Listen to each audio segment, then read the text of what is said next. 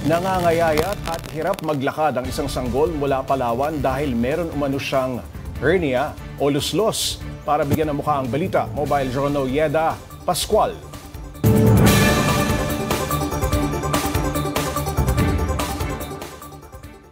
Pag sinabing luslos, ang alam ng karamihan, batang lalaki lang ang nagkakaroon niyan. Pero posible rin daw, maski sa mga batang babae.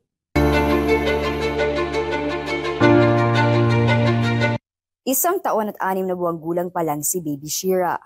Bunsong anak ni Christine at Leonard. Pero kinakailangan ng operahan dahil ang bata mayroon namanong inguinal hernia o luslos. Nakita po dun sa ultrasound na nabutas po yung abdominal wall ng baby namin. So may singit sa right side. Nangangayayat po siya ngayon, tapos napapansin ko po hirap siyang umihi. At yung lakad niya ay kakaiba, parang matanda po na ika-ika na maglakad. Paliwanag ni Dr. Richard Mata, isang pediatrician, rare o bihirang magkaroon ng luslos sa mga batang babae kumpara sa mga batang lalaki. Pero posible pa rin. Nangyayari daw ito kapag bumigay yung cover o harang sa bituka. Pagkapanganak ng baby, wala pa yon. Pero later on sa life niya, bumigay na siya. Na konting pressure ay bibigay siya at papasok yung bituka. So hindi talaga natin na ma-blame yung bata. Talagang inborn na manipis or weak, ang tawag namin dyan, yung abdominal covering na yon na madali siyang bumigay. Ayon kay Doc, mapapansin sa batang may luslos ang paglaki ng isang parte ng puson. At tuwing umiiyak ang bata o umiire, mapapansin na mas lumalaki ang bukol. Giit ni Doc, importanteng maoperahan ito agad. Dapat maibalik yung bituka, close yung opening na yon para hindi na pabalik yung bituka. Dahil sa bandang singit lang naman po yan, hindi naman ibig sabihin bubuksan yung buong tiyan, pero yun talaga ang solution. Wala pong gamot na inumin na para masolve. Kahit po ipahilot, hindi pa rin nasosolve. Babalik, matutulak lang nila pero babalik lang din. So kailangan talagang operation. Pinaka-dangerous dyan yung tinatawag naming torsion, naipit na yung bituka, na pwedeng pumutok ang bituka at pwedeng lumabas ang dumi at siyempre pwedeng ma-infection at maging severe. Naghihintay na lang si Christine ng schedule mula sa doktor kung kailan ooperahan si Baby Shira. Kami pa yung ng financial na tulong at prayer po para sa aming anak sa darating na kanyang operasyon na kahit konting halaga lang po ay malaking bagay na po sa amin. At maraming salamat po sa mga tutulong. Pagpalain po nawa tayo ng Panginoon. Ako po si Mobile Journal Yeda Pascual na nagpapaalala na ang bawat may karamdaman ay kailangan din ng kalinga. Lalubog sa baha ang ilang bahagi ng bansa dahil sa bagyong Aghon. Ang tanong, napuno naman kaya nito ang ating mga dam? Para bigyan ng mukha ang balita, Mobile Journal Francis Orsho.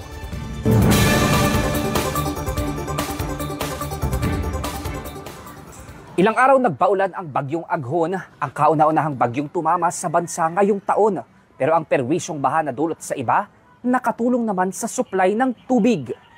Biyernes ng opisyal na ideklarang bagyong Aghon ang sama ng panahon na pumasok sa Philippine Area of Responsibility. Sa tala ng Pag-asa, 9 na beses nang tumama sa lupa ang bagyo at pinakasinalanta ang lalawigan ng Quezon. Katumbas nga raw ng mahigit 1 buwang pag-uulan ang naranasan dyan. Pero habang baha ang dala nito sa ibang lugar, nakatulong naman ito sa Angat Dam na sumadsad sa minimum operating level na 180 meters. Ayon sa Metropolitan Water Works and Sewerage System o MWSS, halos 1 metro ng tubig ang nadagdag sa Angat mula 178.80 meters noong weekend, 179.79 meters na ito ngayong araw.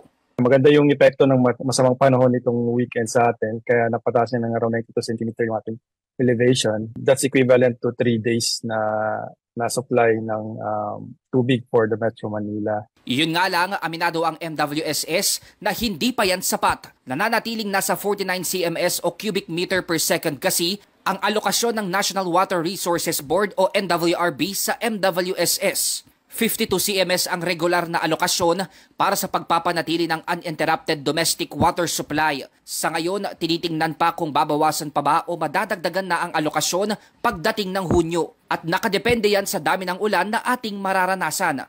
Pero ayon sa Hydrometeorological Division ng PAGASA, posible pa ring bumaba ang level ng dam sa katapusan ng June. End of June. 171 base doon sa forecast rainfall, pero hindi nga po natin inaalis yung possibility na magkaroon po ito ng pagbabago kasi nga po approaching na po tayo doon sa flood season. Una nang sinabi ng PAGASA na kahit kumikilos na papalayo ng bansa ang bagyong Aghon, magpapaulan pa rin ito kasabay ng epekto ng southwesterly wind flow, kaya inaasahang madadagdagan pa ang level ng Angat na siyang mayoryang nagsusupply ng tubig sa Metro Manila. Mobile journalist Francis Orso po, hatid ang mukha ng balita. Simbolo ng isang bansa ang watawat nito kaya malaking respeto ang ibinibigay dito. Marami ng beses na pag-usapan kung ano ang kasaysayan ng ating pambansang watawat. Pero paano nga ba ito ginagawa sa panahong ito? Para bigyan ng mukha ang balita, Mobile Journal Merrimon Reyes.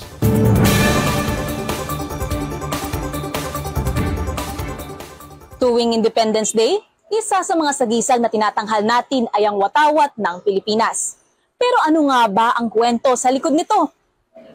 Matitingkad na kulay pula at asul, mga lubid na pantali, at mga kabinet na puno ng tela. Ito ang sumalubong sa atin ng sinilip natin, ang isa sa pinakamatagal nang gumagawa ng watawat ng Pilipinas dito sa Santa Cruz, Manila. At dahil National Flag Day din ngayong May 28, mas ramdam nila ang kahalagahan ng pagbibigay respeto sa bansa gamit ang sagisag na ito. May ibang bansa pa tayo na kumukuha o bumibili din dito.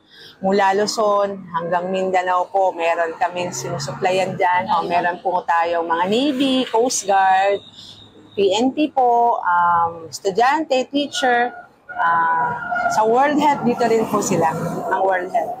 Munisipyo, ganun po. 103 years nang gumagawa at nagpeprepara ng mga watawat ang New International Flag House. Si Don Pablo de Jesus Tangatue, na isang flag officer daw ng katipunan ng mga alagad ni Bonifacio, ang founder nito. Siya rin daw ay nanilbihan bilang mason sa Knights of Rizal, na pinaniniwala ang pinag-ugatan ng serbisyong inialay ng Flag House hanggang sa kasulukuyan. At nabigyan nga tayo ng pagkakataon na masilip ang mabusising proseso ng pagtatahi ng watawat ng Pilipinas. So dito, ginagawa yung pinaka-magic ng pagtahi, pagburda, hanggang sa mabuo yung pinaka-watawat ng Pilipinas. Gumagawa rin sila ng international flags, pwede rin mga sagisag ng kongregasyon, associations o mga grupo. Mula sa pag-stencil nga hanggang doon sa pagtatabas ng 3 stars in the sun natin, plus yung puting triangulo na makikita sa ating bandera, ipapasa naman ito para pagsamahin na ng kulay pula at kulay asul na tela. At pagkatapos niyan, doon na natin makikita ang kabuuan ng isang watawat ng Pilipinas. Chika naman ni Ate Erlinda na 3 dekada ng mananahi rito, halos 100 mahigit na ang kanilang ginagawang watawat ngayong taon. 10 silang resident mananahi. Abutin man daw sila ng gabi, ay hindi sila napapagod na gawin ang handcraft na ito. Maramihan kasi po kami. Nauubusan na po kami ng mga stock po sa dami ng customer. By order po yung mga ginagawa na namin. Ang mga telang ginagamit, nylon, cotton o satin. Nakadepende na lang ang presyo sa budget, sukat, pati kung indoor o outdoor ilalagay ang watawat. Hindi rin basta-basta ang paggawa ng watawat dahil dumadaan para ito sa testing at certification mula sa National Historical Commission. Sinisilip nito ang purity, endurance at kalidad ng tela. Pati ang kulay nito ay sinusuri ng mabuti para maging accurate at naaayon sa official standards. Ayon kay First Lieutenant Oxiano Rex na bumiyahe pa mula sa Mindanao, hindi lang ang mga uniforme ang dapat magbigay-pugay sa watawat, kundi ang kahit na sinong Pilipino sa isip, dugo o puso. It symbolizes all. For what we are now, the Philippines is all, and what we are now, the Army, we are representing. Pag sinabing Pilipino, matik na Philippine flag agad yung kailangan may isip natin. Sa bawat watawat na kanilang ginagawa, isinasapuso raw nila ang ating pagiging Pilipino. Kaya kung mayroon kayong mga watawat ng Pinas sa inyong tahanan, ingatan po ito at pahalagahan. Mobile Journal Merrimon Reyes po, hatid ang muka ng balita.